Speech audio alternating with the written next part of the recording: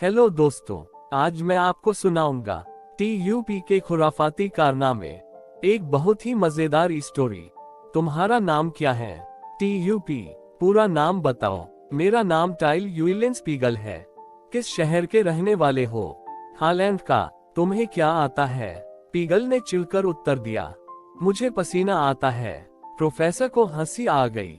वह जानता था कि टाइल के लिए काला अक्षर भैंस बराबर है, किंतु वह अपनी चतुरता और विलक्षण बुद्धि के लिए हॉलैंड में मशहूर है। टाइल हद दर्जे का आलसी है। वह कुछ करना नहीं चाहता। बैठे बैठे कोई ऐसी तरकीब निकालेगा कि मुफ्त में बढ़िया खाने और रहने का जुगाड़ बन जाए। प्रोफेसर इस बात को भी जानता था कि टाइल इन दिनों इसी शहर में है। वह बेकार है और पिछले 2 दिन से उसने खाना भी नहीं खाया। अपना जुगाड़ बिठाने के लिए उसने शहर में मुनादी करवाई है कि वह गधों को 2 साल के अंदर पढ़ना और बोलना सिखा सकता है।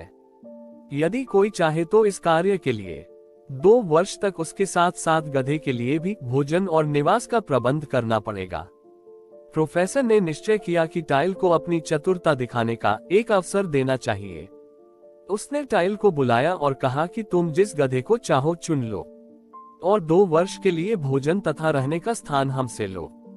टाइल ने एक बूढ़े गधे को इस काम के लिए चुन लिया और अगले दिन व्याकरण की एक बड़ी किताब ले आया। किताब के पन्नों के बीच खुशबूदार जई के दाने रख। सामने का पन्ना खोलकर टाइल ने उसे गधे के सामने रख दिया। जई के दानों को देखकर गधा उन्हें जल्दी से चर गया और जई की खुशबू पाकर दूसरे पन्नों के साथ नाक घिसने लगा। इस प्रकार वह एक के बाद दूसरा पन्ना पलटता गया जब तक कि दाने समाप्त नहीं हो गए। टाइल रोज ही जई के दाने पन्नों के बीच डालकर किताब को गधे के आगे रख देता और इस सिलसिले को उसने तब तक जारी रखा जब तक कि गधा किताब के पन्नों को पलटने में अभ्यस्त नहीं हो गया। एक दिन प्रोफेसर ने गधे की प्रगति के बारे में पूछा तो टाइल उसे अस्तबल में ले गया और व्याकरण की पुस्तक गधे के आगे खोलकर रख दी। गधा जई की खोज में तुरंत पन्ने पलटने लगा। टाइल प्रोफेसर से बोला, देखा आपने, गधा पढ़ने लगा है, किंतु अभी वह ए और ई को छोड़कर कुछ नहीं बोल सकता। उसी समय गधा किताब के बीच जई के दाने न पाकर रैंकने लगा, ए ए ए ई ई ई। टाइल का ये कमाल देखकर प्रोफेसर संतुष्ट हुआ। उसे विश्वास हो गया कि 2 वर्ष में गधा पूरी तरह पढ़ने और बोलने लगेगा। कुछ समय बाद अपने बुढ़ापे के कारण गधे की मृत्यु हो गई और टाइल भी अपने वचनों को पूरी करने की जिम्मेदारी से मुक्त हो गया। टाइल का कुछ समय मजे से कट गया। अब वह एक दूसरे शहर में जा पहुंचा, परंतु दुर्भाग्य से वहां उसके दिन अच्छे नहीं रहे। आलसी होने के कारण वह एक जगह टिककर काम नहीं कर सकता था। उसके कपड़े फटकर तार तार हो गए। वह भूखा रहने लगा, इसलिए सर्दियों से बचने के लिए उसने एक बेकरी वाले के यहाँ नौकरी कर ली। उसने सोचा, बेकरी वाले के पास काम करने से वह ठंड से बच जाएगा और पेट भर खाना भी मिल जाएगा।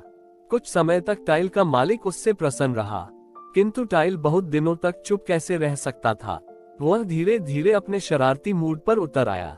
एक शाम बेकरी वाले ने उसे एक बोरी आटा छानने का काम दिया।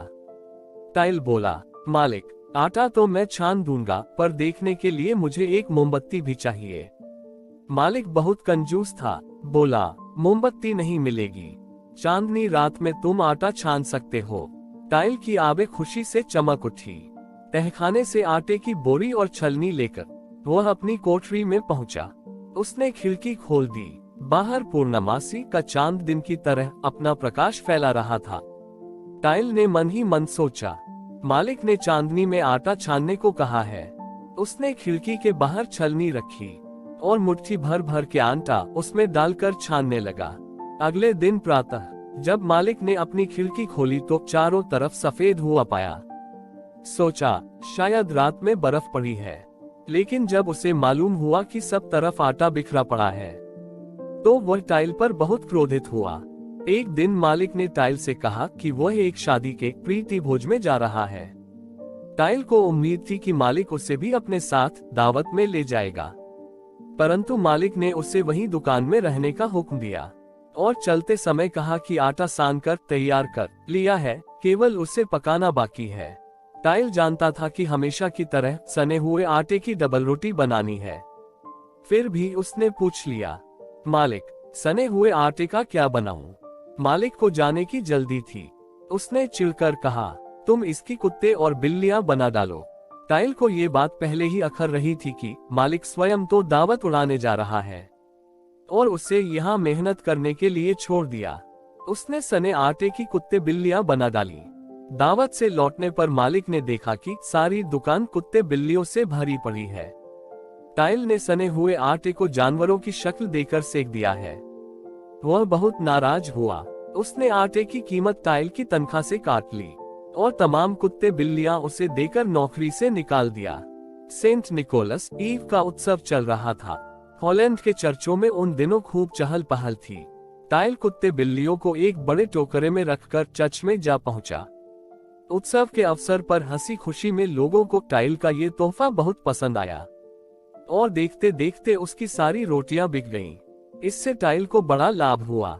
उसके बाद से ही हॉलैंड के बेकरी वाले कुत्ते बिल्ली की शक्ल वाली रोटियां बनाने लगे। ये रोटियां अदरक मिले आटे की होती हैं और इन्हें कॉफी के साथ बहुत शौक से खाया जाता है।